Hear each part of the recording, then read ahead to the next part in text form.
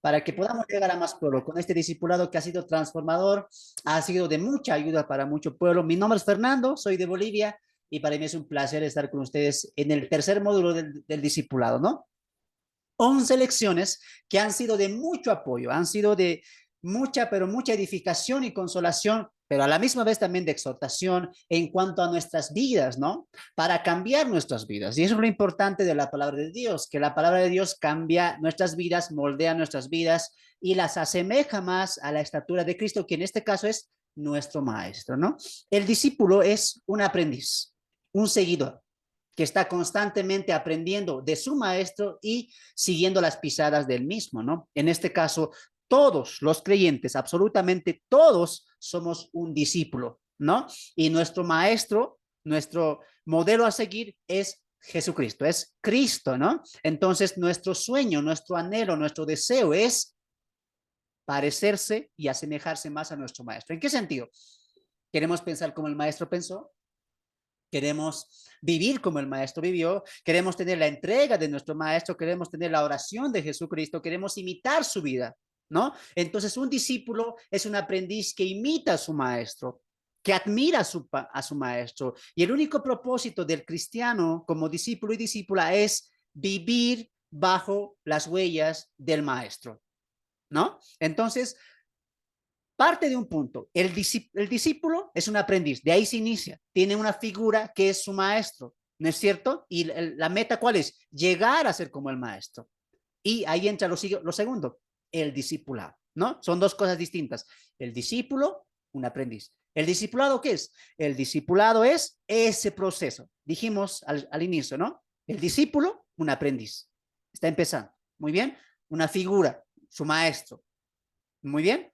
Quiere llegar a ser como su maestro. Y para eso, ¿qué necesita? Discipulado. El discipulado es el proceso en el cual el discípulo, el cristiano, la cristiana, se asemeja, se acerca a la imagen y a la estatura de Cristo, ¿no?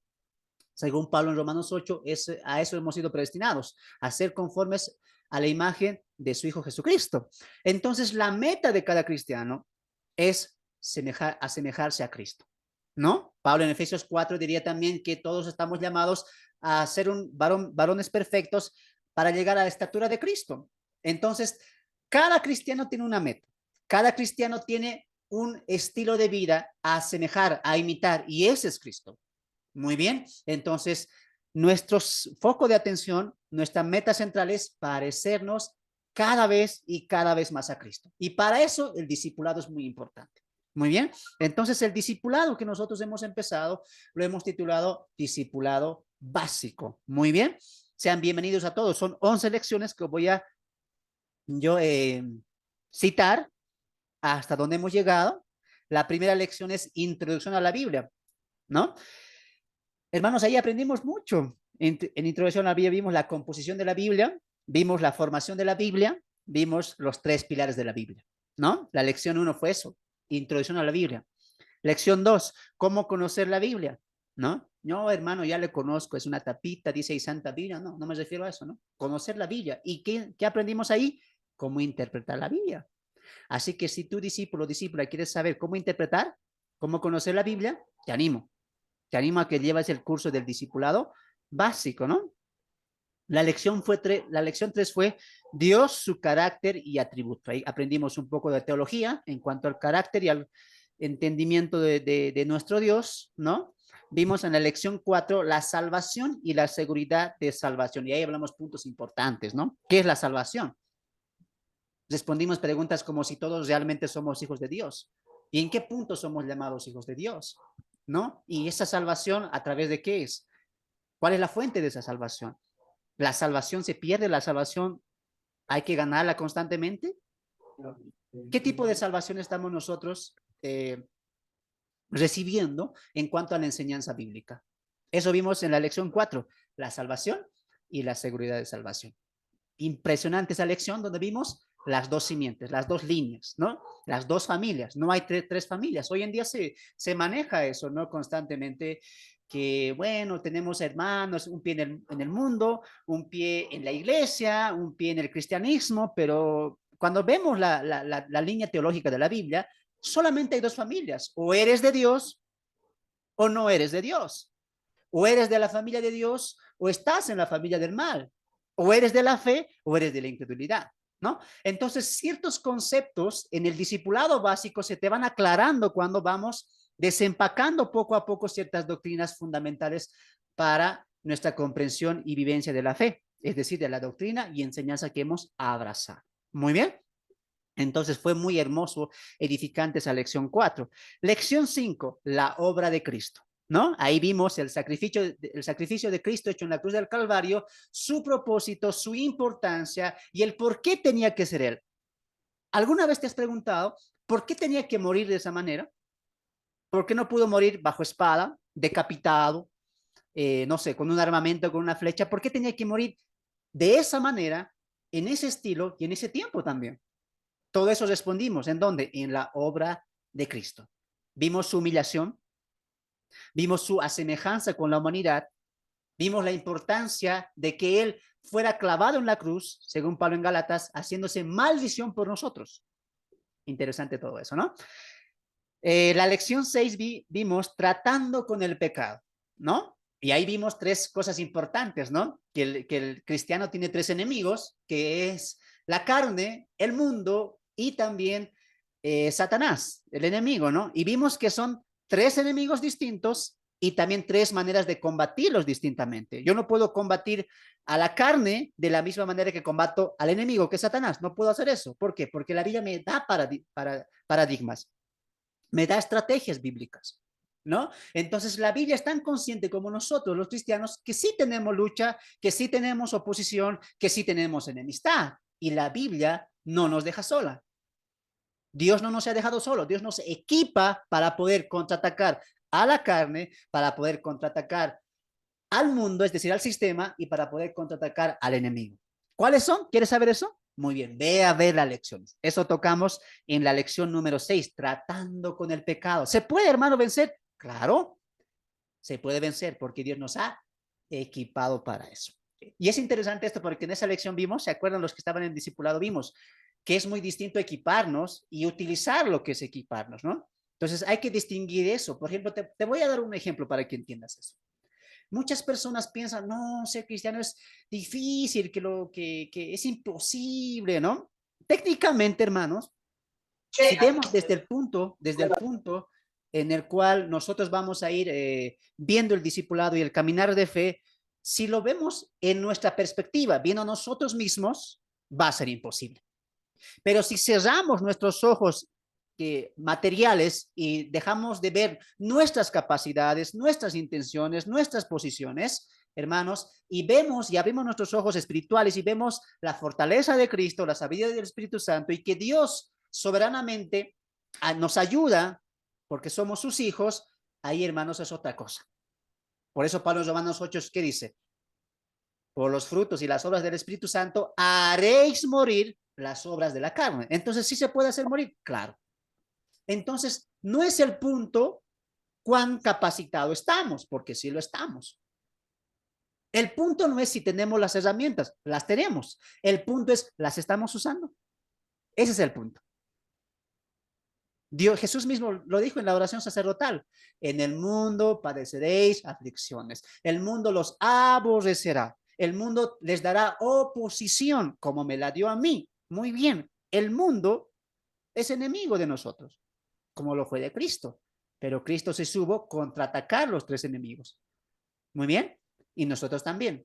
Muy bien. Entonces Dios sí nos equipó para eso. Entonces veámoslo de esta manera, recapitulando un poco, ¿no? Si yo te pido a ti, a ver, Ay, vamos, voy al baño. si yo te pido a ti y yo te digo a ti, a ver, los voy a silenciar, présteme un momento, ¿ya? Si yo te digo a ti, a ver, aquí voy a tomar la figura de mi hermano Abel. Si yo le digo, hermano Abel, no sé, ese árbol, cuértalo, quiebralo, ¿no? Sácalo. Pero si yo le digo eso, no lo va a poder hacer, porque para cortar ese árbol necesito una herramienta, ¿no es cierto? No sé cómo lo llamarán en sus países. Aquí lo llamamos una sierra circular para la madera, ¿no? Entonces, si yo le digo, Abel, hermano Abel, sácame ese árbol, cuértalo y no le doy nada, ¿lo va a poder hacer? No. Solamente yo le estoy diciendo que lo haga. Muy bien. Pero si yo le digo, hermano, a ver, corta ese árbol y toma. Aquí está la sierra circular de madera. Aquí están tus guantes. Aquí están tus gafas. Ahora sí, cuértalo. Por lógica, ¿lo va a poder hacer? Hasta ahí no. ¿Por qué? Porque solamente le he equipado. Entonces, ¿cuándo se hace realidad el mandato?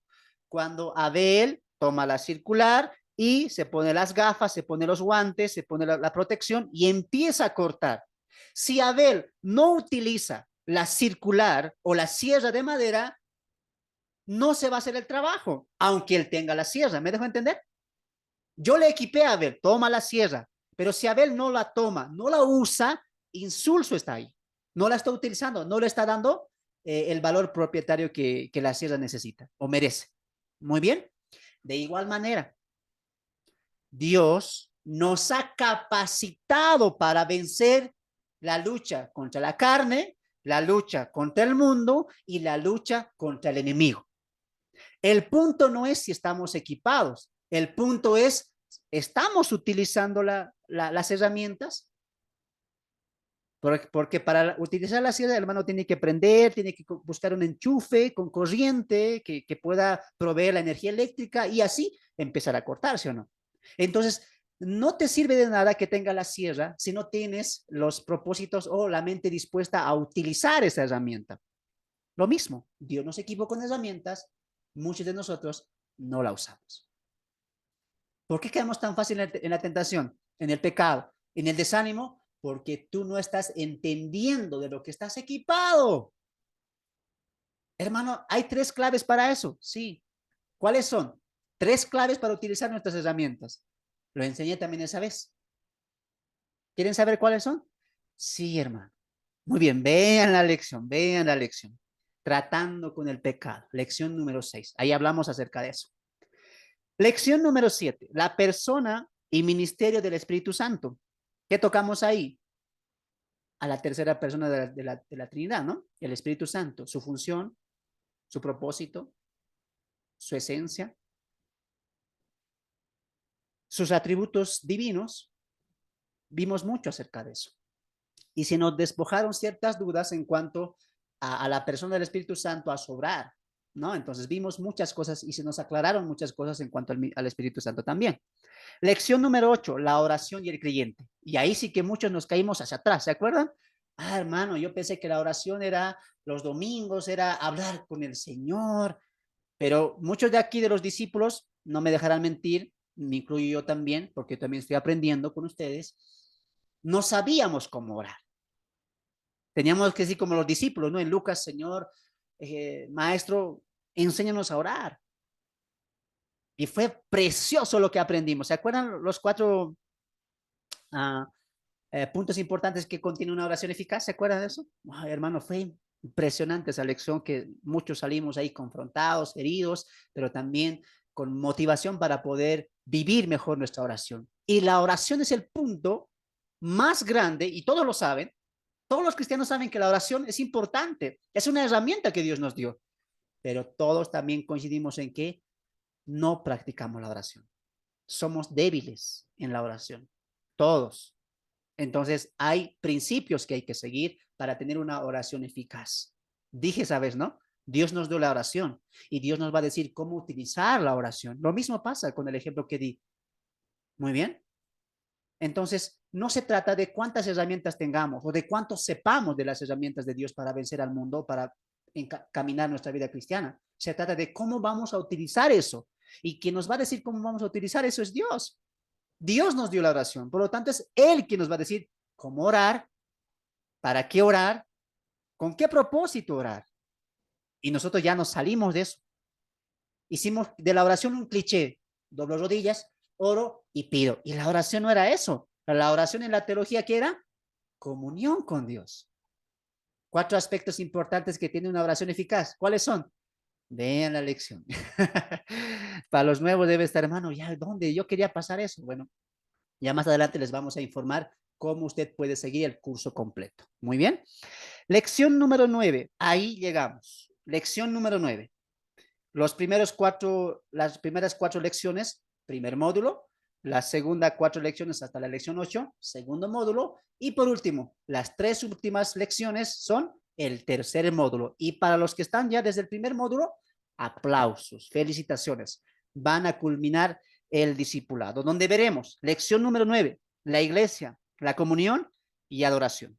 Lección número 10, el evangelismo y el creyente. Y por fin de lecciones, la lección 11, la voluntad y dirección de Dios, ¿no?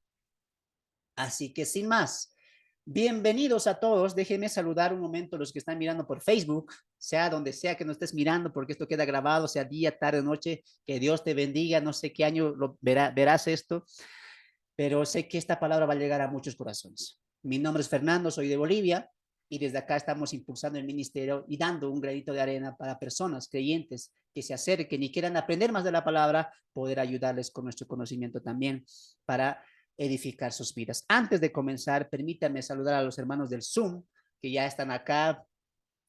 Hermano Abel, hermano Alejandro, hermano Antonio, hermana Clara, hermana Evelyn, hermano Franz, hermana Hermelinda, hermano Hernán, hermano Homero, hermana Irma, hermano Jeremías, hermano Joel, hermana María Tumiri, hermana Marta Flores, hermana Patti también ahí, hermanita, bendiciones, hermana Reida, hermana Gina, hermano Rubén, hermano Santiago, hermano Segundo, y ahí está también nuestra hermanita, ¿no? Que Dios me los bendiga. Vamos a comenzar, ¿les parece? Material en la mano, Biblias a la mano. Vamos a comenzar. Lección número 9, discipulado básico. Vamos a compartir ahí. Muy bien. Entonces, estamos viendo nosotros 3 lecciones importantes. Para los que no saben, ya estamos saliendo en transmisión en Facebook. Les pido puedan comentar, puedan compartir la transmisión para que podamos llegar a muchísimo por hermana Reida, hermano Abel, bendiciones. Prendan sus cámaras, hermano, prendan sus camaritas. Quiero verles ahí. Recuerden que al finalizar tenemos tiempo de comunión, no se pierdan, ¿ya? Vamos a extender algo breve el día de hoy. Bienvenidos, bienvenidas, discipulado básico. En este tercer módulo veremos 3 temas importantes. La iglesia, la comunión y adoración. 2, el evangelismo y el creyente. 3, la voluntad y la dirección de Dios. Hermano, la lección 2 no te la pierdas. ¿Tú quieres saber cómo evangelizar? No te pierdas eso. ¿Tú quieres saber cómo ser un evangelista? Hermano, ahí vas a aprender mucho. Así que te recomiendo que no te la pierdas. Avanzamos. Bienvenidos entonces. Vamos a entrar. Introducción. Ahí en sus materiales, por favor. Introducción. Muy bien. Vamos a iniciar primeramente con nuestro texto a memorizar. Muy bien. Entonces, abre tu Biblia en Hebreos capítulo 10, verso 24 al 25. Hebreos capítulo 10, verso 24 al 25. Para los que son nuevos y los que están mirando también, cada lección tiene un texto a memorizar. Muy bien. Entonces, Hebreos 10, 24, 25, tu discípulo, tu discípula que estás aquí en el Zoom y los que están siguiendo el curso, tienes que memorizar.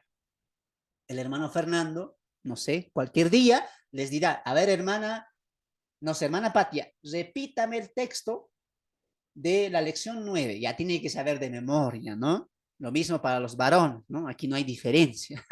Yo les voy a ir de sorpresa, les voy a tomar. Y alguien preguntará, y hermano, ¿qué pasa si alguien no sabemos, no?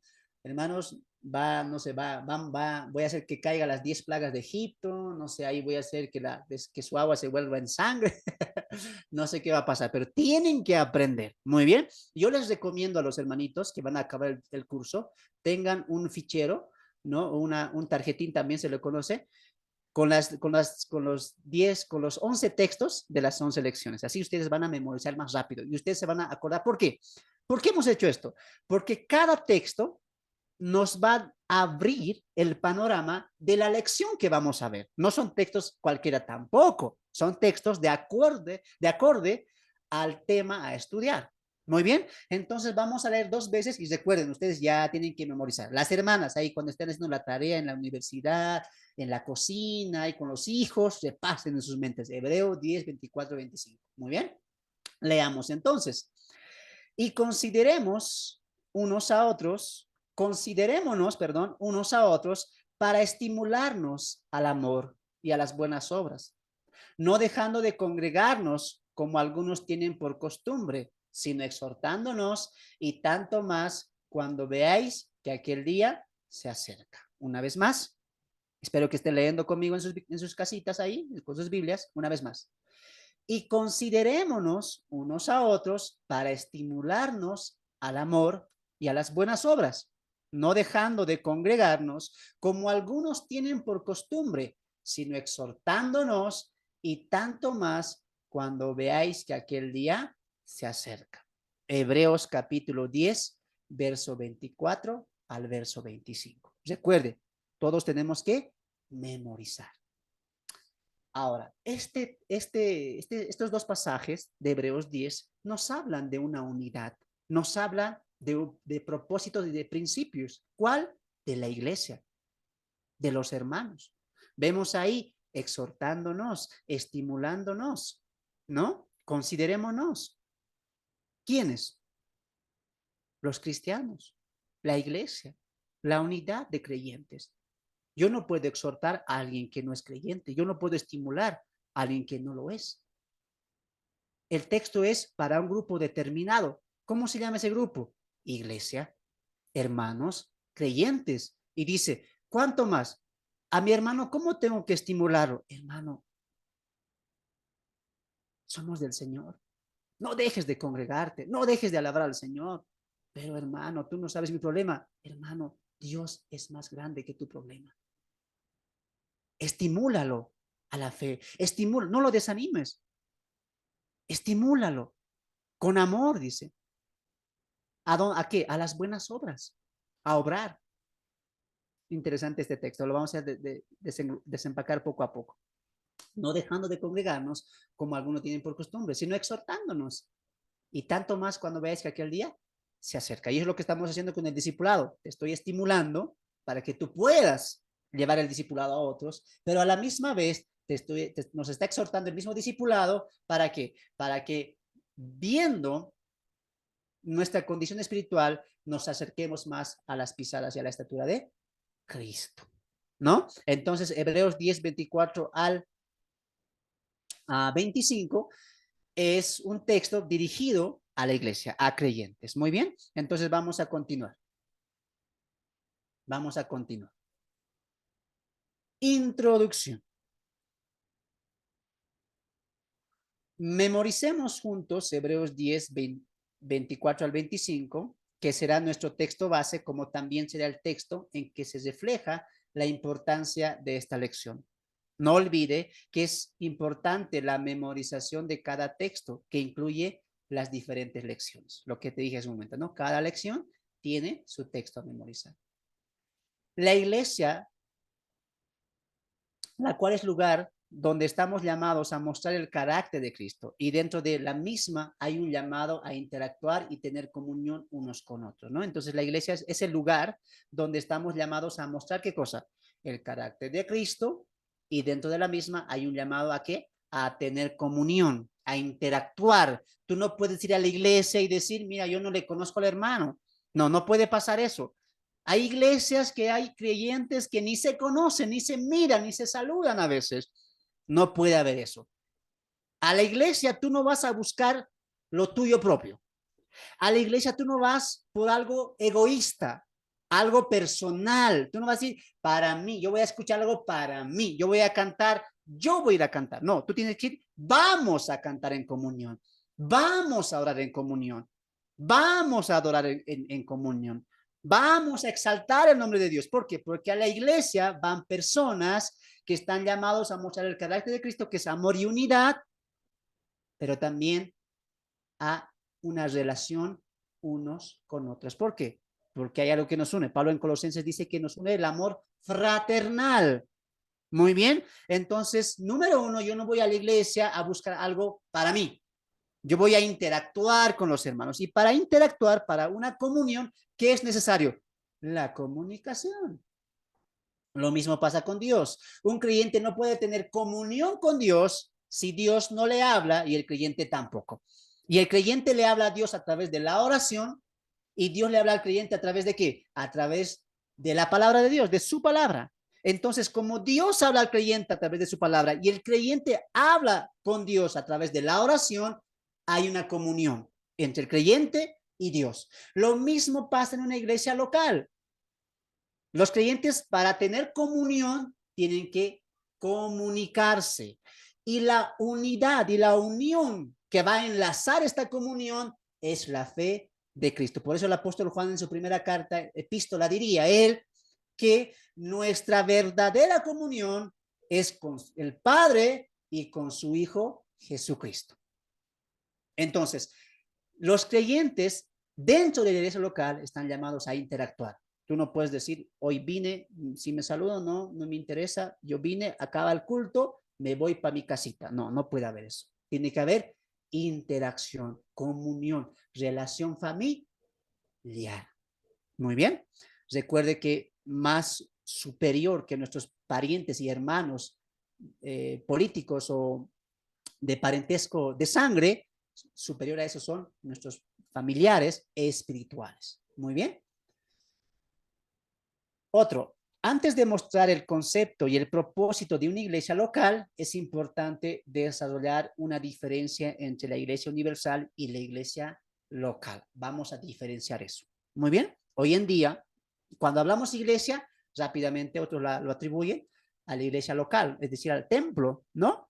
Pero hay que distinguir lo que es la iglesia local de lo que es la iglesia universal. Vamos a definir eso. Punto número 1, la iglesia universal. La iglesia universal.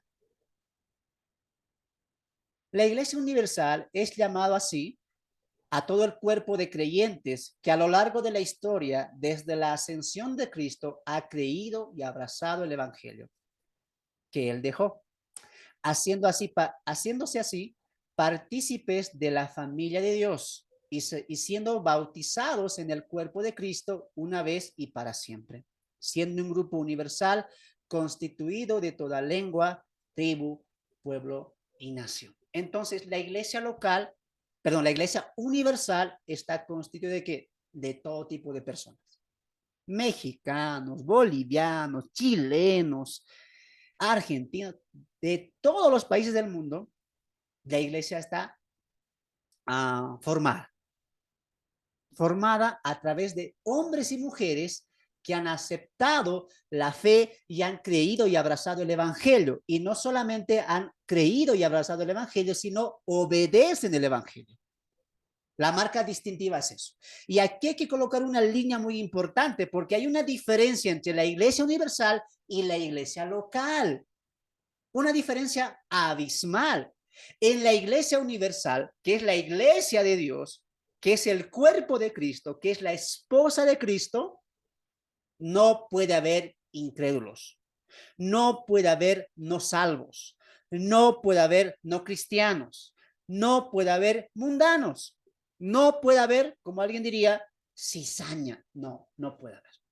En la iglesia universal, hablando del cuerpo espiritual de Cristo, solamente están ahí quienes, creyentes que han sido bautizados con el Espíritu Santo. Y cuando decimos bautizados con el Espíritu Santo, no nos referimos a las experiencias de las lenguas, de lo sobrenatural, no nos referimos a eso, sino que Pablo en Corintios 12 nos va a decir que el bautismo del Espíritu Santo es cuando el Espíritu Santo introduce a esa persona al cuerpo de Cristo. Esa persona, hombre o mujer que ha creído el evangelio y ha abrazado el evangelio también y ha creído en Cristo Jesús por medio de la fe, ha sido salva. Y inmediatamente el Espíritu Santo lo bautiza, es decir, lo introduce, lo sumerge ¿a dónde? Al cuerpo espiritual de Cristo llamado ¿qué? La iglesia universal. Cuando decimos universal nos referimos a la extensión del mundo entero. Muy bien. Entonces, esa es una iglesia. Y en ese cuerpo espiritual, en ese cuerpo de creyentes, no hay, ¿qué dije? No hay incrédulos. Ahí que no hay, no hay cizaña. Ahí qué más no hay. Ahí no hay un cristiano mundano. No hay. Ahí tampoco hay creyentes que van a perder su salvación. ¿Por qué? Porque yo lo veo así, lo veo que se va. No. En la iglesia universal no hay. Todos son creyentes, salvos por gracia, por medio de la fe en Cristo Jesús. Muy bien. Esa es la iglesia, esa es la definición de la iglesia universal. La iglesia no es un edificio físico, sino un grupo de creyentes, no una denominación por si acaso, secta o asociación. Y esto es importante recalcarlos, porque hoy en día nos peleamos o se pelean muchos por la denominación. A ver, tu iglesia, ¿quién la fundó? ¿Cuándo la fundó? ¿Qué año la fundó? A ver, ¿la tuya es más antigua que la mía? No. Entonces no es la iglesia que Cristo dejó. ¿Por qué? Porque mi iglesia es más antigua y mientras más antigua, más se enraiza con los padres apostólicos y con los apóstoles mismos. Tu iglesia es nuevita. Alguien la inventó, un nombre por ahí, ¿no? Que se inventó un nombrecito y quiso hacer su iglesia. Pero cuando hablamos de la iglesia universal, no hablamos de denominación. Es decir, yo puedo tener una denominación bautista, ejemplo, el hermano Abel puede tener una iglesia, no sé, qué sé yo, a ver, amigos, un ejemplo estoy colocando, ¿no? Otra iglesia se puede llamar, no sé, eh, el Arca de Noé, ¿no? Muchas denominaciones. Hoy en día hay muchas denominaciones, claro, pero el punto en la Iglesia Universal no es de qué denominación es decir, la Iglesia Universal no dice la Iglesia que es salva, la Iglesia que es perfecta, la Iglesia que está en Cristo, no es la católica, la reformada, no es tampoco la bautista, la pentecostal, no, ¿por qué? Porque dentro de la Iglesia Universal solamente están los creyentes salvos por gracia, los salvos por fe, los que creen en Cristo Jesús y obedecen la ley del amor de Cristo que nos dejó a la iglesia. Muy bien. Entonces, en la iglesia universal, ¿qué no hay? No hay denominación. Por eso es muy importante entender eso. Hay que saber diferenciar la salvación de todo esto. Vamos a cerrar esto un poquito mientras ya. Cuando no entendemos qué es la iglesia universal, colocamos paradigmas, colocamos separaciones, separatismo. Un maestro, aunque quiera defender algo bueno, puede irse a lo extremo. ¿No han visto en redes sociales cuántos maestros dicen, no, los pentecostales, no, esos son hijos del diablo, esos no son la iglesia, esos son mundanos? Y cuando tú escuchas en otra iglesia, mira, ya están tocando banda, ya están siendo un folgorio, esos no son del Señor, esos son pecadores. ¿Has escuchado eso? No, mira, allá tienen su banda, tienen un teclado, utilizan cierto tipo de instrumentos. No, no, no, esos no son la iglesia del Señor. Mira, allá son reformados, la mayoría son calvinistas que engañan en ciertas doctrinas como el tulip, etcétera. Entonces, cuando no entendemos o no sabemos separar lo que es la salvación por gracia, por medio de la fe, y lo que es doctrina, confundimos las cosas. A todos les decimos, bueno, no son de Dios, estos no son de Dios, estos no son de Dios, adventistas no son de Dios. Y desde acá, nosotros no discriminamos a ninguno. Pero hermano, ¿cómo? Y los adventistas, los mormones, hay que diferenciar dos cosas, lo que es doctrina y lo que es salvación. ¿Por qué? Miren aquí adelante. Una iglesia que tenga sana doctrina, hablando de iglesia local, que tenga sana doctrina, que tenga buenos maestros, que esté fundamentada muy bien y que tenga 50 personas, no me digas que las 50 son salvas. No. ¿Por qué? Miren aquí adelante. Hay iglesias con mala doctrina, ¿sí? Y hay iglesias con buena doctrina, con sana doctrina. Los de la sana doctrina, así vayan 50, no todos son salvos. Tú pregúntale a cualquier maestro. ¿Tú crees que todos de tu iglesia son salvos? No. Vamos a este otro lado con mala doctrina y hacemos la misma pregunta. ¿Todos los de ahí serán salvos? La respuesta es no. Pero también, entonces todos no son salvos. La respuesta tampoco. ¿Por qué? Porque tanto de mi iglesia, que es en doctrina sana, y la otra, que es doctrina equivocada, hay salvos. ¿Por qué? Porque la salvación solamente es por creer en Cristo. Otra cosa es el crecimiento en doctrina, que es muy importante también dentro de la salvación. Pero recuerde una vez más, la salvación, ¿por qué es? Por aceptar el nombre de Cristo, creer en Cristo, creer su sacrificio, reconocer que somos pecadores, arrepentirnos, tener fe en Cristo Jesús y abrazar la fe, perdón, el sacrificio de Cristo, que lo hizo por amor a nosotros. Una persona así ya salva. Muy bien, pero el proceso es muy distinto. Por lo tanto, una persona que haya creído correctamente en el Evangelio puede estar en una iglesia equivocada, sí. Muchos mormones salieron de ahí, ¿sí o no? Muchos testigos salieron de esa enseñanza. Muchos adventistas salieron de eso. ¿Por qué? Porque han sido salvos, pues. Entonces, separemos salvación y el proceso hacia la madurez. ¿Me dejo entender? Esas dos cosas hay que separar. Yo no puedo decir un reformado. Esos no son de Dios. No, porque sé que hay reformados que sí aman al Señor, que sí son creyentes. Otra cosa es el proceso a la madurez. Y tarde o temprano, si esa persona ha sido salva, va a salir de ese lugar. ¿Por qué? Porque tiene el Espíritu Santo y el Espíritu Santo le va a guiar ¿a dónde? A la verdad. Muy bien. Entonces, la Iglesia Universal no es de denominaciones. Por eso aquí no pregunté, a ver, hermano, todos de mi denominación nomás van a ver discipulado. No, esto es para todos. ¿Por qué? Porque yo asumo que Dios tiene hijos e hijas en todo el mundo. ¿Y yo a qué confío? A que todos sus hijos tienen al Espíritu Santo. Y el Espíritu Santo les va a guiar. Esto es verdad. Esto es mi palabra. Esto es lo que inspiré. Esto aprende. ¿Por qué? Porque el Espíritu Santo guía a la persona. Muy bien. Entonces, atienda a lo que se está enseñando el día de hoy. Hay que separar cosas. No se pelee como ciertos maestros. No, que tú eres católico, que tú eres esto. No, no se equivoquen en esas cosas, en esas terminologías en cuanto a procesos. Separe usted salvación y proceso. Muy bien. Un creyente puede estar 3, 4 años en la doctrina equivocada. ¿Por qué? Porque a veces no hay una guía correcta, pero eso no deja de ser salvo. Muy bien. Separemos dos cosas, lo que es denominación también. Avanzamos.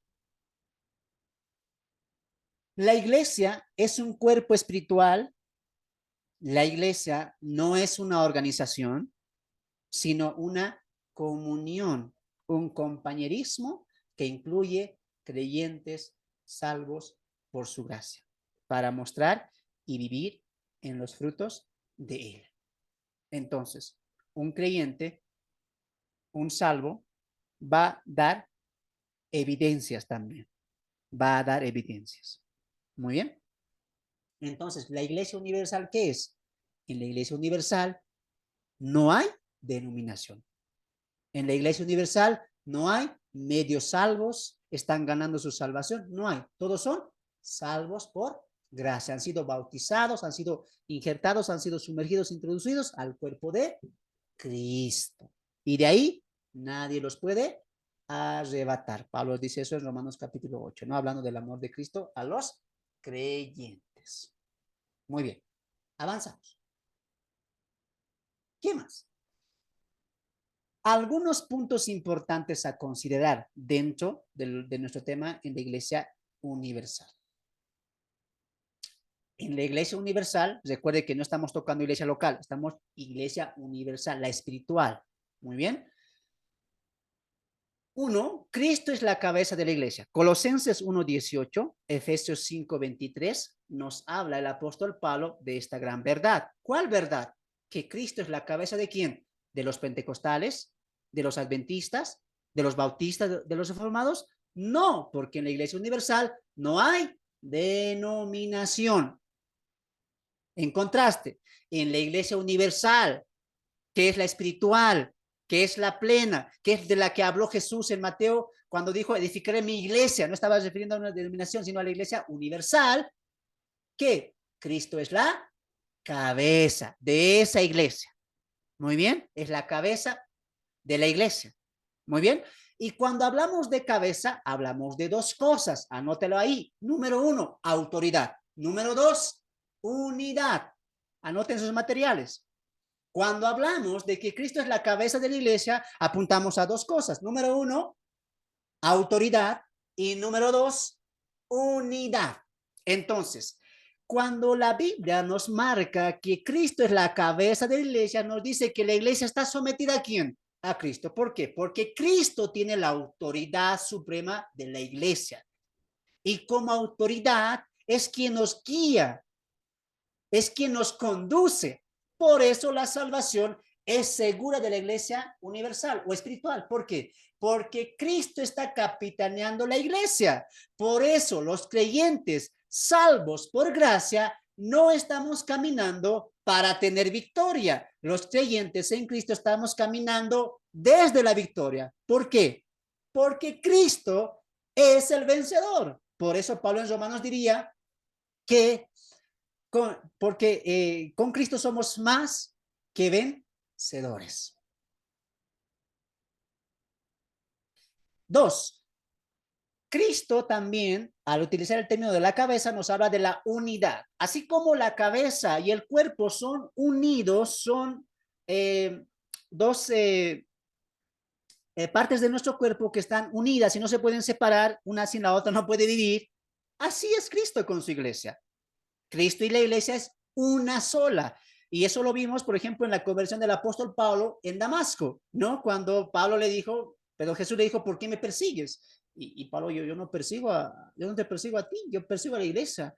No, lo que tú no sabes es que la iglesia y yo, diría Jesús, somos uno. El que toca a la iglesia, me toca a mí. Y el que hace favor y bendición a la iglesia, lo hace a mí. Entonces, la iglesia y Cristo, ¿qué son? Unidad. Abre tu Biblia en Efesios capítulo 5. Vamos a comprobar eso. Efesios capítulo 5. Efesios capítulo 5, ¿no? Va a hablar exactamente citando el Génesis. Qué interesante eso, ¿no? Va a citar la creación de Adán y Eva. Cuando Eva fue creada para Adán, utilizando el término hueso de mis huesos y carne de mi carne. Y mira lo que Jesús va a expresar citando el Génesis y viene el cumplimiento en la iglesia. Efesios capítulo 5, verso 23. Así dice la palabra del Señor. Porque el marido es cabeza de la mujer, así como Cristo es la cabeza de la iglesia, la cual es su cuerpo y él es su Salvador. La iglesia universal, la iglesia espiritual no dice, tal es mi Salvador, tal es mi mediador. No, la iglesia universal solamente tiene a quién por Salvador, por autoridad, Cristo. La iglesia universal no dice el papado, tal persona, tal líder religioso. No, la iglesia universal que es comprada por precio de sangre, ¿qué dice? Cristo es nuestro soberano, nuestro rey, nuestro intermediario y nuestro salvador. Para la iglesia universal se centra toda la mirada ¿en quién? En Cristo. Pero para las denominaciones, no. Cada denominación defiende a su líder, su línea, su doctrina, sus inicios. ¿Te das de cuenta de una gran diferencia? En la iglesia universal, no. ¿Quién es tu autoridad? Cristo. ¿Quién es tu mediador? Cristo. ¿Quién es tu salvador? Cristo. Por eso Pablo en Efesios va a ser constante. En Cristo, por Cristo, para Cristo. Todo es en quién? En Cristo. ¿Por qué? Porque es la cabeza. Vamos a adelantar hasta el versículo 26. Para santificarla, habiéndola purificado en el lavamiento del agua por la palabra, a fin de presentársela a sí mismo una iglesia, ahí está, la iglesia universal por si acaso, no la iglesia local, cualquier sea la denominación, gloriosa, que no tuviese mancha, ni arruga, ni cosa semejante, sino que fuese santa y sin mancha. Así también, los maridos deben amar a sus mujeres como a sus mismos cuerpos. Mira, unidad. El que ama a su mujer, a sí mismo se ama. Un ejemplo del marido y la mujer. Y mira lo que dice Pablo, 29. Porque nadie aborreció jamás a su propia carne, sino que la sustenta y la cuida. Mira esto, como también Cristo a su iglesia. Unidad. El marido y la mujer, ¿qué son? Unidad. Si el marido golpea o maltrata a la mujer, a sí mismo se maltrata. Y si el marido ama, cuida a la mujer, a sí mismo se cuida. ¿Por qué? Porque son unidad. Y mira lo que dice el 30. Porque somos miembro de su cuerpo, de su carne y de sus huesos. Unidad. Cristo jamás se va a separar de la iglesia. ¿Ahora entiendes por qué la salvación no se pierde? Ejemplo, voy a utilizar nuevamente a mi hermano Abel. Si mi hermano Abel ha sido salvo, ¿de qué es parte ya? Del cuerpo de Cristo.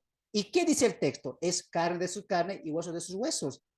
¿Cómo es posible que Jesús le diga, ya no eres mi hijo, vete, me hiciste daño, hiciste pecado, ya no no vemos eso? ¿Por qué?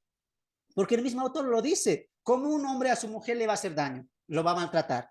Se maltrataría al mismo. ¿Cómo es posible que Cristo expulse, deseche, quite la salvación a Abel, un ejemplo, si él ya ha formado parte de su cuerpo? Ya es uno con Cristo. ¿Cómo se llama esto? La unidad de Cristo y la iglesia es inquebrantable. Abel ha sido salvo, Abel ha sido salvo y no va a salir del cuerpo de Cristo. ¿Por qué? Porque su salvación no dependió jamás de él. La salvación de Abel dependió siempre de Cristo. Por eso es que en la iglesia universal, en la iglesia espiritual, Cristo es la esencia de la salvación y Cristo es el fin de la salvación también con la glorificación. Entonces, dos cosas importantes cuando se refleja de la cabeza de Cristo, que es la iglesia. Perdón, que de la iglesia, que es Cristo. Uno, autoridad. Dos, unidad. Avanzamos. Cristo la compró a precio de sangre. Hechos capítulo 20, verso 28, ¿no? Ahí el apóstol nos va a indicar que él la compró con un precio de sangre, ¿no? Ahora, ¿a quién le pertenece? ¿Mm? A Cristo, pues. Por eso Pablo en Romanos, en Corintios también diría, ¿no? Que nuestros cuerpos son templos del Espíritu Santo y ya no son de vosotros, sino de quién? De Dios. ¿Por qué? Porque las compró. ¿La iglesia de quién es? De Cristo. Cuando tú compras un equipo y tú pagas un precio, ¿de quién es? Ejemplo, los que están acá. Hermana Reida, se compra un celular y le dice, señor, disculpe, ¿cuánto cuesta el celular? Bueno, 800 pesos. Saca la billetera, cuenta 800 pesos y le dice, tome, señor. Y el vendedor le dice, acá está el celular. ¿El celular de quién es? De la hermana Reida. ¿Por qué? Porque ella pagó un precio, ¿sí o no? Pagué precio por el celular. Muy bien. Si traemos ese ejemplo, y imagínense esto para ejemplificar. La hermana Reida le dice al celular, ejemplo, ¿no? Tú me perteneces. Yo pagué por ti un precio. Tú ya eres de mi propiedad. Y no me digas que la hermana Reida va a ser descuidada con el celular si le costó tanto, ¿sí o no? Es ilógico, pues. No me digas que la hermana la compra y lo desecha. Es imposible. Todos compramos algo con un sacrificio, ¿sí o no? Lo cuidamos, lo guardamos, le compramos su estuchito, su cargador bien bonito, bien brillante, ¿no? Algunos lo tienen tan brillante incluso más que sus Biblias. Pero es un ejemplo, mira. Un precio y es de ella. Es de su propiedad, ¿sí o no? Y Cristo hizo lo mismo. Edificaré mi iglesia en un futuro. Y es la iglesia universal. Y esa iglesia yo la obtuve. ¿Cómo? Porque la compré. ¿Con oro, con plata? No. Algo superior al oro y la plata. Mi sangre, vertida por mi iglesia. Y dentro de esa iglesia estamos tú y estoy yo.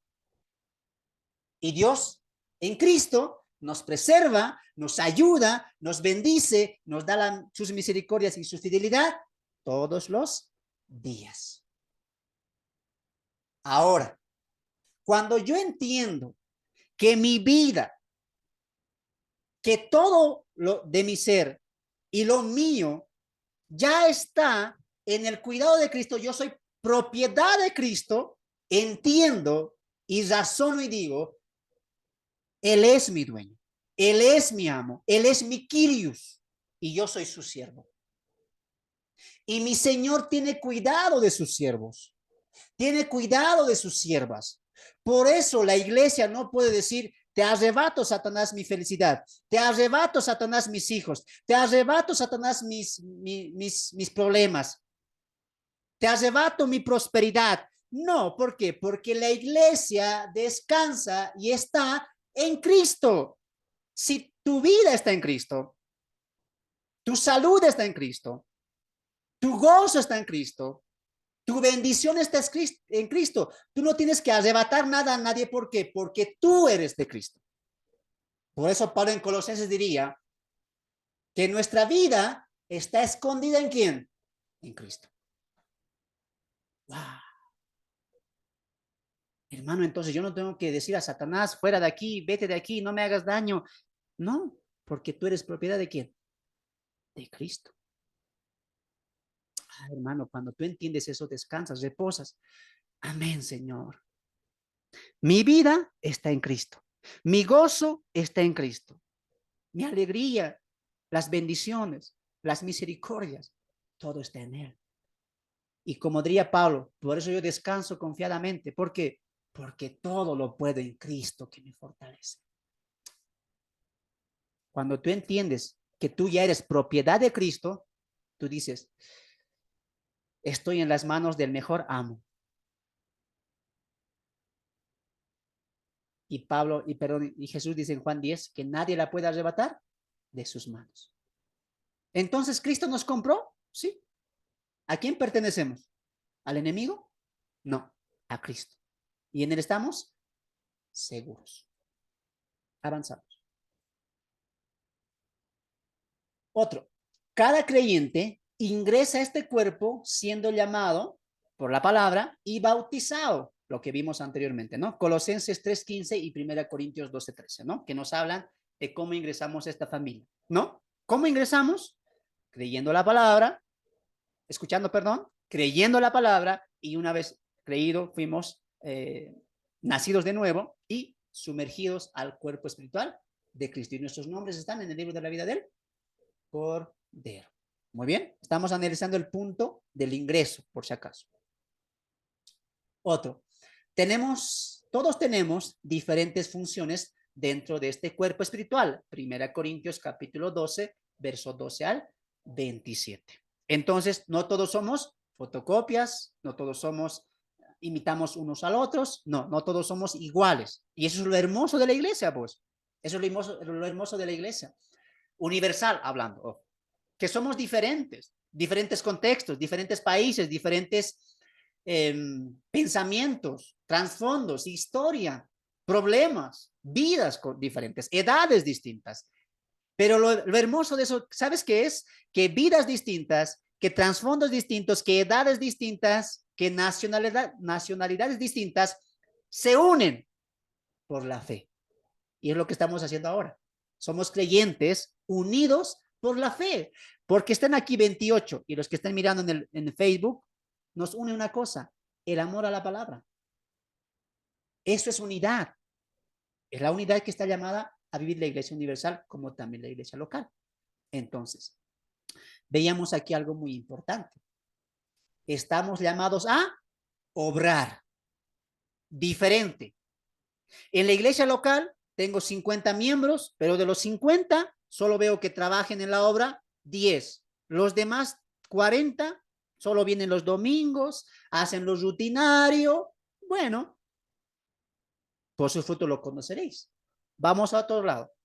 En la iglesia universal, Pablo en Corintios 12 dice, todos trabajan. Miren sus cuerpos. Todo articulación, todo miembro de sus cuerpos trabaja y tiene una función. O dime tú, ¿hay algo de tu cuerpo que no esté en vano ahí? Tú digas, ¿para qué tengo este dedo? Es insulso, ¿no? No es necesario. No. En el cuerpo espiritual, en el cuerpo universal, todos son útiles. Todos están obrando, todos están trabajando para su Señor. Muy bien. Están trabajando para su Señor. Es una evidencia de que una persona ha nacido de nuevo.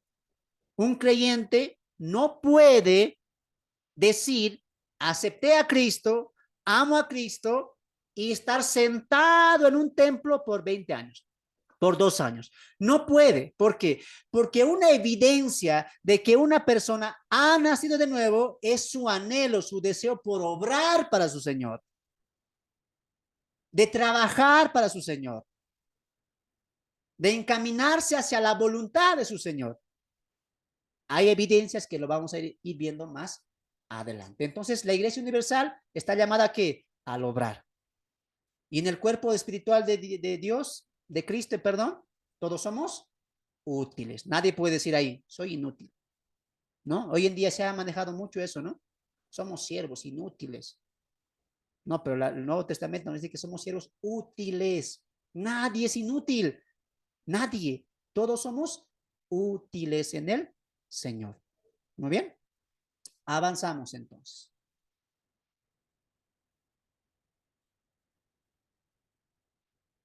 Todos somos hermanos y hermanas. Esto nos habla de la comunión, que el apóstol Juan va a ser muy claro en su carta, ¿no? Que los que estamos estudiando Primera de Juan estamos aprendiendo mucho y creo que vamos a llegar a este punto este sábado también, ¿no?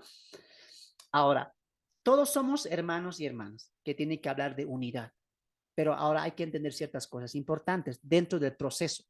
¿Estamos llamados a? Sí, pero hay un proceso. Como el discipulado, estamos llamados a ser como Cristo, a imitar a Cristo.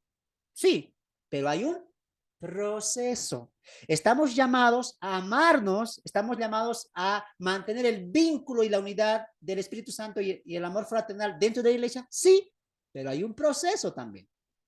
Y en ese proceso va a haber disensión, va a haber discusión, va a haber desacuerdos. ¿Y es necesario eso? Claro. Por eso la Biblia, aunque nos llame a la unidad, nos llame al perdón, a la reconciliación, a la exhortación, ¿no? A llevar las cargas unos de otros, la Biblia también nos dice que es necesario que entre ustedes haya disensiones. ¿Por qué dice eso Pablo? Es necesario que entre ustedes haya disensiones. ¿Por qué? Porque es parte del proceso. Parte del proceso. Y en medio o en miras a ese proceso, nosotros vamos mejorando. Por eso los cristianos no somos perfectos. Alguien dijo, ¿no? Hermano o primo, tío, sobrino, hijo mío, vamos a la iglesia, congrégate, escucha la palabra de Dios. No. A la iglesia hay que ir perfecto, sin pecado. Porque si voy y hago pecado, más castigo me voy a ganar. ¿Han escuchado esa excusa? No, a la iglesia hay que ir perfecto, sin pecados, así. Entonces, él ¿qué está diciendo de manera indirecta? Nunca voy a ir, porque perfectos no hay nadie, perfecto solamente es Cristo.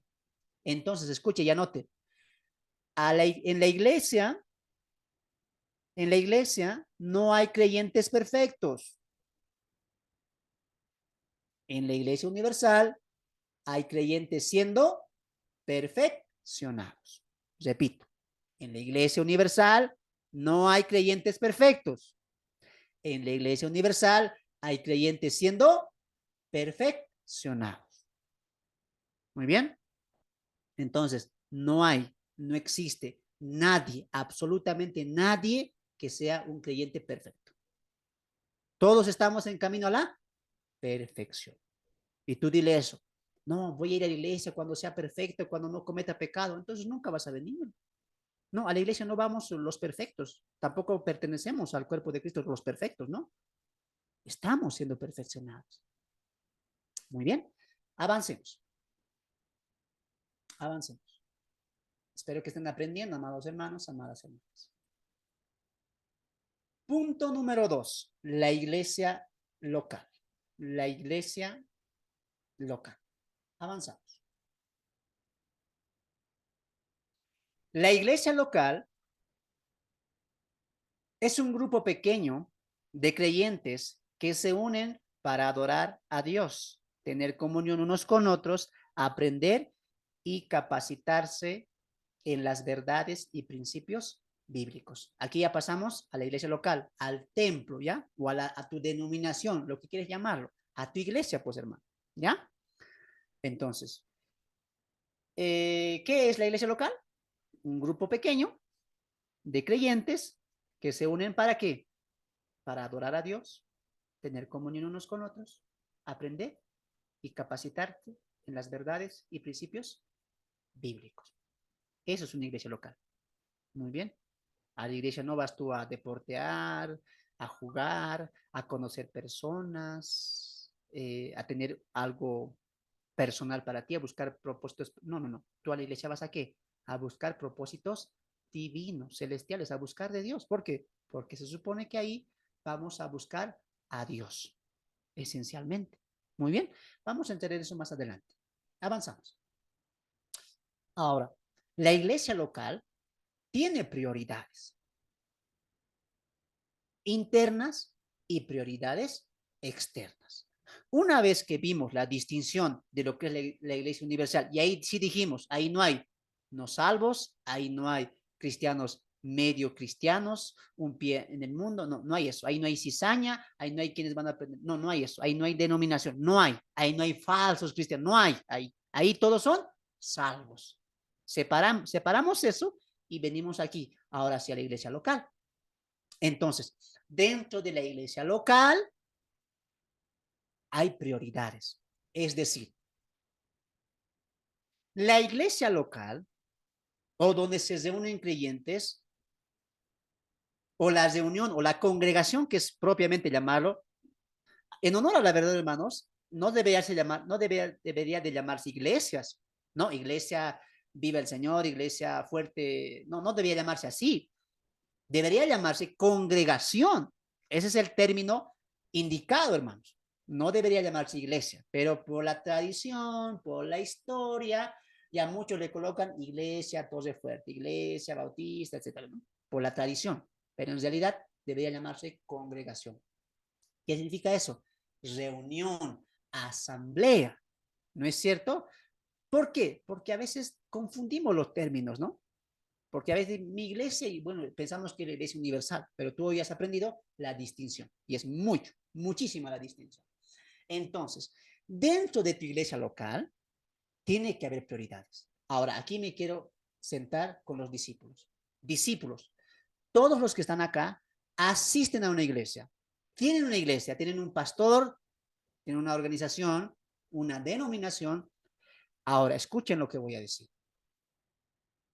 Que los creyentes se reúnan, ya pasó en la iglesia primitiva. Cuando tú abres el libro de los Hechos, ya vemos la iglesia propiamente de judíos, sí, pero ya se estaba estableciendo las bases, ya se estaba estableciendo la unidad, y la unidad era seguir a Cristo, porque abrazaron el evangelio. Entonces, la congregación como tal, la reunión de creyentes como tal, no tiene que ser un propósito o un pensamiento o una emoción guiada por una persona o por varias personas.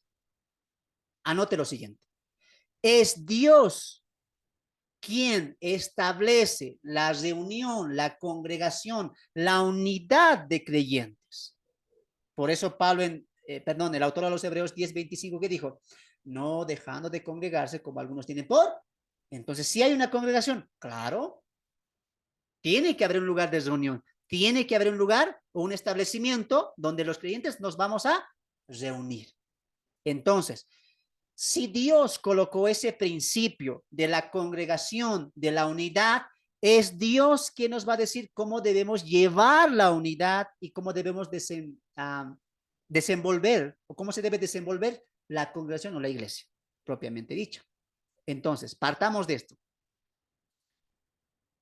Dios va a colocar prioridades. Es decir, yo no puedo decir, ¿sabes qué? Voy a abrir mi iglesia y voy a colocar mis prioridades. Voy a colocar el nombre que me gusta a mí y voy a colocar mis prioridades. Yo abro esta iglesia porque quiero reunir a todos, ¿no? Aquí se van a venir a distraer, a conocernos. No, yo no puedo hacer eso. ¿Por qué?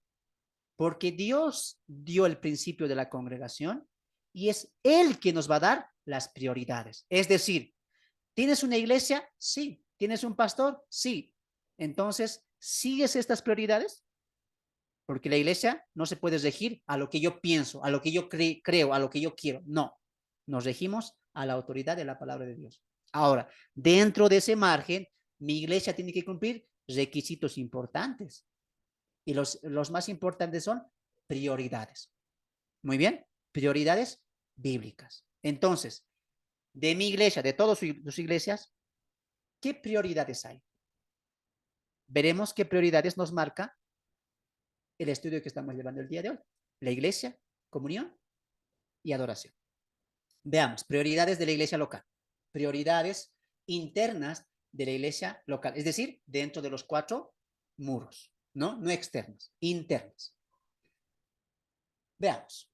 Número 1, la prioridad número 1 de la iglesia local es la enseñanza bíblica. Es lo más primordial dentro de una iglesia local. La iglesia local no tiene por prioridad ayudar al prójimo nada más, ser un centro de entretenimiento, ser un centro de adoración y alabanza, nada más, no. La prioridad más alta, más grande, más fundamental y esencial es que en la iglesia que es local, bíblica, lo primordial que tiene que ser la enseñanza bíblica. Tú no puedes estar en una iglesia que 5 horas, 3 horas de alabanza y la palabra 10 minutos y todavía, pastor, mucho es. Predique 40 minutos. Queremos al ministerio de alabanza porque tocan bonito.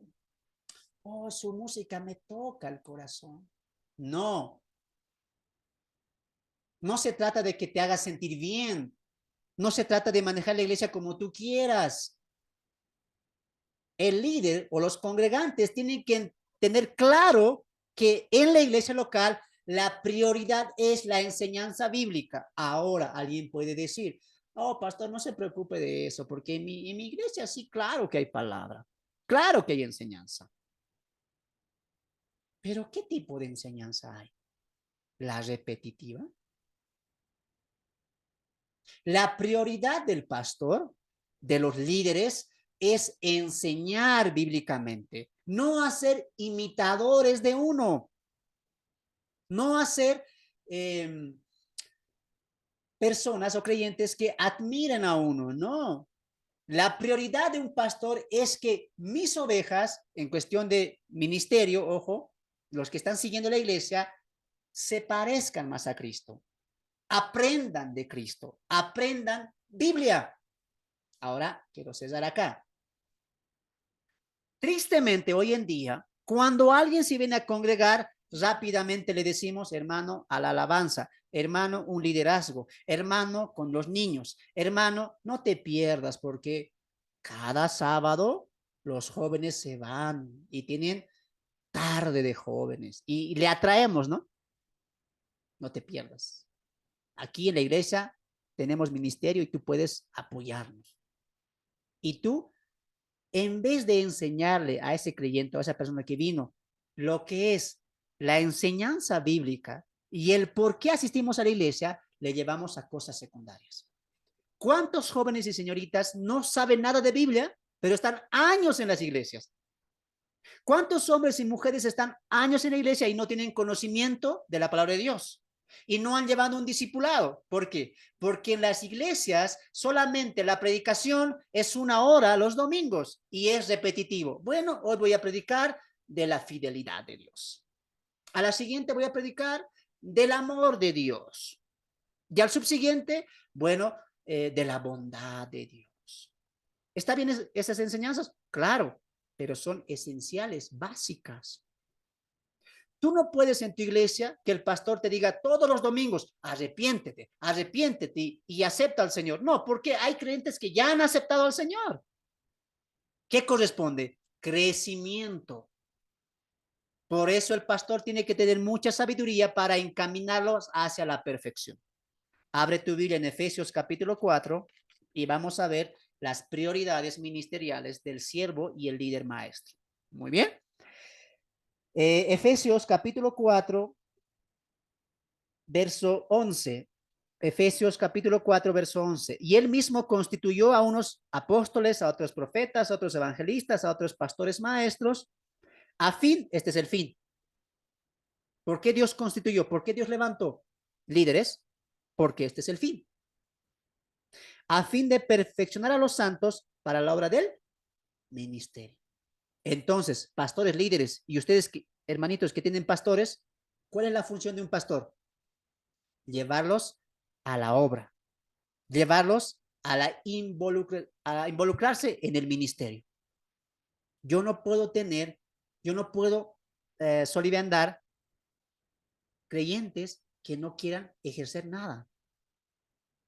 Tiene que haber una motivación a el obrar, al ministerio, para la edificación del cuerpo de Cristo, hasta que todos lleguemos a la unidad de la fe y del conocimiento. Ahí está, subraya eso, conocimiento, entendimiento del Hijo de Dios, a un varón perfecto, a la medida de la estatura de la plenitud de Cristo. Escucha esta parte, para que ya no seamos, ¿qué? Niños fluctuantes, llevados por doquiera de todo viento de doctrina, por estratagema de hombres que para engañar emplean con astucia las artimañas del error. Mira aquí adelante y ponga atención. Los pastores, los maestros, en especial los líderes que llenan una iglesia, no están llamados a cuidar a la ovejita por siempre y para siempre, a llamarlos, a escucharlos, a orar por ellos. Pastor, ore por mí. Pastor, visíteme. No, esa no es prioridad de la iglesia local. No es prioridad del pastor solamente cuidar a las ovejas. Solamente llamar, orar. Hay cristianos, cristianas que al pastor llaman para todo. Pastor, ayúdeme en este problema. Pastor, me ha pasado esto. Pastor, venga aquí. Pastor, no sé qué nombre colocarle a mi hijo. Pastor, ¿qué nombre le coloco a mi gato? Ya. Pastor para todo. No. Y el pastor descuida la palabra y coloca importancia. No, es que son mis ovejas, hay que cuidarlas. Porque si no los visito, entonces ya no vienen. Escúcheme, pastor, líderes, maestros y ustedes que están en iglesias. El trabajo de un pastor no es cuidar a las ovejas en un sentido de niñerío, de infantilismo. Cuando la Biblia nos llama a los pastores cuidar y velar por las ovejas, nos está llamando a cuidarlos de la doctrina, de la falsa enseñanza. ¿Cómo yo puedo cuidarte a ti de la falsa enseñanza? Enseñándote doctrina sana. Y eso, amado hermano, no se hace solamente los domingos. Hemos hecho cristianos inmaduros dentro de la iglesia local que solamente dependen del pastor. Si el pastor no me visita, yo no voy. Y si me visita, ahí sí voy. Ese sí es pastor. No. Dios levantó y constituyó pastores maestros para qué, evangelistas para qué, para guiarnos a la estatura de Cristo y que no seamos niños fluctuantes. Si hay pastores aquí, por favor, su trabajo es enseñar doctrina. Y a las ovejitas que están acá, miembros de una iglesia local, no perjudiquen al pastor. No sean una carga, llamándole, pidiéndole. Traten, mejor dicho, busquen ustedes refugiarse solamente en Cristo. ¿Acaso el pastor les salvó? ¿Acaso el pastor tiene más espiritualidad? ¿El pastor es perfecto? ¿El pastor está más cerca de Dios? ¿Qué hemos creído? ¿Que el pastor está, no sé, a la diestra de Dios? ¿Es el súper llamado? ¿Es el que ora y todo se calma, todo se sana? ¿Estamos viendo al pastor? No, vean a Cristo. Él es su salvador. Él es su ayudador. Él es el que fortalece sus vidas. No dependan de los líderes, dependan del Señor de los líderes. Entonces la iglesia tiene que entender que el pastor tiene que encargarse en la palabra de Dios. Y al contrario de que tú le llames, pastor, ven, pastor, ayúdame, pastor, ora, dile, pastor, prepárate, no te molestamos. Domingo con una buena prédica. El fin de semana o el medio de la semana, una buena enseñanza. ¿Cuántos de aquí han recibido una enseñanza bíblica? Libros completos. ¿Cuántos de aquí han seguido un estudio? No sé, han visto Sofonías, el libro completo.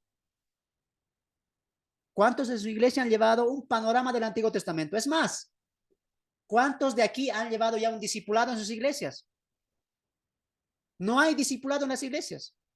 ¿Por qué? Porque hemos perdido tiempo en cosas secundarias, el ministerio de alabanza, el ministerio de los niños, el ministerio de los jóvenes, el ministerio de los ancianos. Y hemos descuidado la palabra, que era lo primordial, esencial.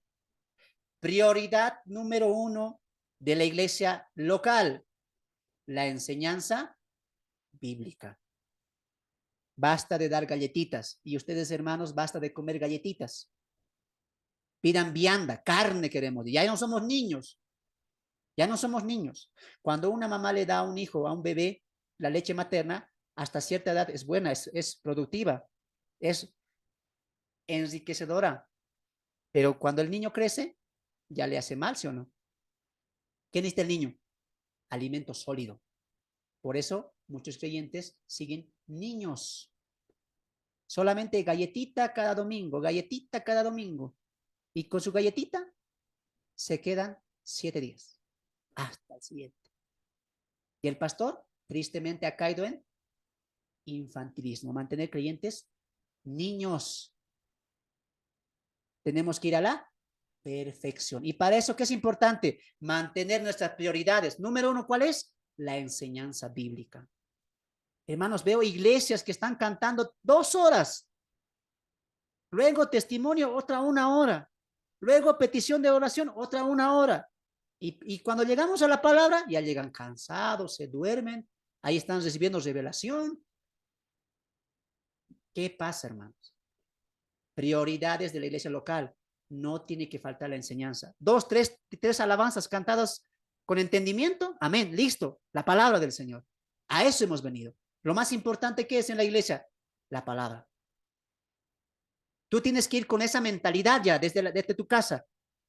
El pastor hoy traerá pastos verdes, pastos blancos. Tú tienes que añorar lo que hoy vas a enseñar, lo que hoy vas a aprender. Y tú tienes que salir de la iglesia. Wow, yo no lo había visto así. Qué enseñanza.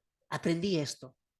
Tristemente, cristianos que son infantiles, que han todavía están en esta etapa de infantilismo, ya la palabra no les afecta. Lo mismo de anterior domingo. Repitió el pastor la enseñanza. Líderes, por favor. Su trabajo es enseñar. Por eso la palabra que dice, aptos para enseñar. Sería muy bueno hablar de todo eso también, ¿no? Si hay preguntitas en cuanto a cómo tiene que ser el perfil de un pastor, más adelante también, ¿ya? Avanzamos. Prioridad número 2, la oración. Esto es algo que se vio en la iglesia primitiva y que se tiene que mantener y no dejar de practicarlo dentro de la iglesia local.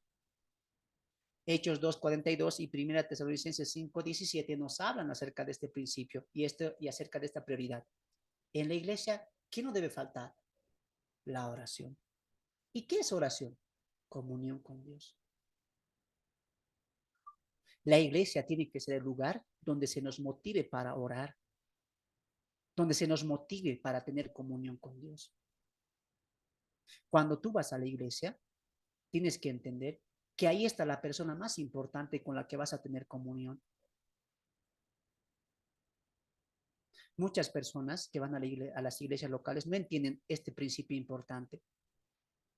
Antes que tú llegues, así tú llegues a las 10, 9, 8 de la mañana, una persona ya está ahí. El primero en llegar. ¿Quién? El pastor. No. El que abre la iglesia. Tampoco. Ya está Cristo ahí, entre ustedes.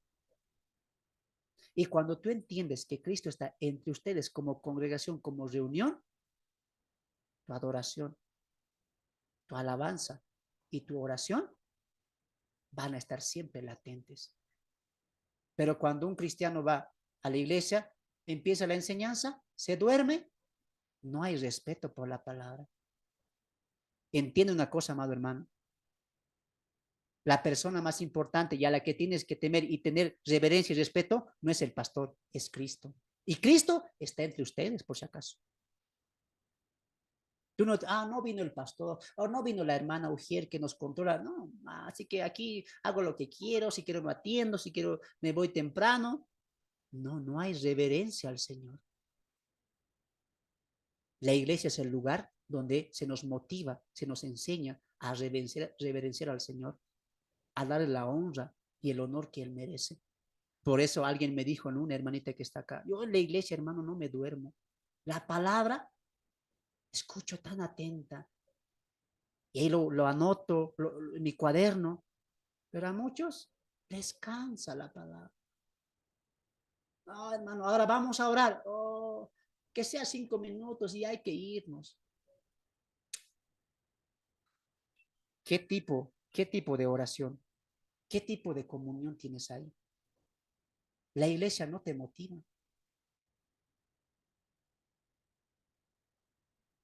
El creyente tiene que entender que hay prioridades.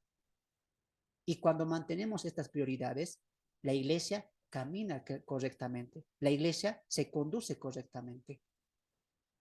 La iglesia vive en comunión. Orar no tiene que ser fastidioso como la enseñanza. Y noten aquí que no he colocado hasta ahora ministerio de jóvenes, células. No, eso es secundario. Aquí tampoco he colocado cada fin de semana ir a ayudar a los pobres, a los niños, porque somos la iglesia. Hay que apoyar a los pobres, a los necesitados. Esa no es tu prioridad. La prioridad de la iglesia local no es hacer un bien social. No es. Dios no nos llamó para dar a los pobres nada más, para ser misericordiosos y caritativos. No, Dios nos llamó a la iglesia para ser los luminares del mundo, la luz y la sal de la tierra. Dios nos llamó con un propósito y es anunciar las virtudes de aquel que nos llamó y nos cambió de las tinieblas a su luz admirable. Y cuando colocamos nuestra mirada en prioridades secundarias y hacemos de esas prioridades secundarias las primarias, la iglesia cae en un legalismo, en una simple religión, y has pasado de ser una iglesia que pudo haberse encaminado en doctrina y en principios y en prioridades bíblicas a ser una iglesia del montón. Has caído a la religión. La oración tiene que ser importante, amados hermanos. Tiene que ser motivacional ahí. La comunión, la enseñanza bíblica, tú no tienes que cansarte de eso, tú tienes que pedir más. Por eso algunos ya me dicen, hermano, ya muy poco predica usted, me dicen, ¿no? Hora y media nomás, ¿no? Y ahí me dicen, ya, hermano, predique 2 horas. Pero es importante, hermanos. La enseñanza bíblica es importante. Yo te pregunto a ti, ¿con qué hambre y sed vas a la iglesia? ¿Acaso no es hambre y sed de su palabra? ¿Con qué motivación oras? Cuando llegas a la iglesia, lo primero que haces, ¿qué es? ¿Acaso no es postrarte y decir, gracias, Señor? Esta semana tú me has guardado. Tú has proveído el alimento para mi hogar. Señor, si un domingo más puedo estar reunido con mis hermanos, gracias a ti. Perdona mis pecados. Ayúdame a mejorar. Señor, permite que no salga de este lugar sin una renovación, sin un cambio. Ayúdame a morir más a mi propio yo, a menguar constantemente y que tú te hagas vigente en mi vida. ¿Oras así? ¿Cómo sales de una iglesia? ¿Cómo llegas a la iglesia? ¿Cómo estás dentro del tiempo en la iglesia? ¿Amas la enseñanza? ¿Amas la oración? Es más, ¿oras fuera de la iglesia? Son cosas que tú te tienes que poner y estas prioridades son para cada uno. En tu vida como cristiano, ¿qué tiene que ser prioridad? La enseñanza bíblica. La enseñanza bíblica. Como cristiano, escuche lo que voy a decir. Como cristiano, como cristiana, tu prioridad no es decir, Señor, me está yendo mal, ayúdame. Señor, estoy enfermo, estoy enferma, mi mamá se enferma, ayúdame. Señor, mi papá, la situación económica está, ayúdame. Señor, haz que mi jefe no sea tan malo, ayúdame. No. Cristianos, cristianas, oran 1 hora, 2 horas para pedir ayuda de Dios, bendición, prosperidad económica. ¿Eso está mal? No, no está mal. Pero eso no es prioridad. Discípulos, discípulas, si tú vas a orar 1 hora, 2 horas, 20 minutos y te vas a derramar en lágrimas, ¿sabes por qué sea? Padre, ayúdame a entender tu palabra. Ayúdame. Dame iluminación de tu palabra. quiero trabajar para ti. Esa tiene que ser tu oración. Esa tiene que ser tu prioridad. Basta de creyentes y discípulos que solamente buscan a Dios para pedirle, para pedirle. Es momento de buscar y hacer discípulos que ya no le pidan al Señor, que le den al Señor. El profeta Jeremías diría, y un texto que todos tienen que grabarse: clama a mí, yo te responderé y te enseñaré cosas. Tú quieres aprender de la palabra, ¿y qué esperas para clamar? Tú quieres obrar para el Señor, ¿qué esperas para doblar rodillas y decir: Señor, yo quiero darte mi vida, yo quiero entregarte mi juventud, y quiero entregarte mis fuerzas, Padre? Señor, ya no me des, ya no me des si es necesario un buen empleo, el carro que te pedí, la casa que te pedí. No, porque eso no es prioridad. La prioridad es que tú me llamaste para tu reino y para ser testigo de ti. Dios no te llamó solamente para bendecirte, Dios te llamó para que tú seas bendición. Dios no te llamó para que haga en ti milagros. Dios te llamó para que tú seas un milagro. Entonces, la prioridad de un discípulo, de una discípula, ¿cuál es? Pedir a Dios para entender su palabra. Clamar a Dios. Tristemente, yo y mi hermana Evelyn y algunos más compartimos la invitación del discipulado, pero pocos se reunieron. ¿Sabes en qué hemos caído?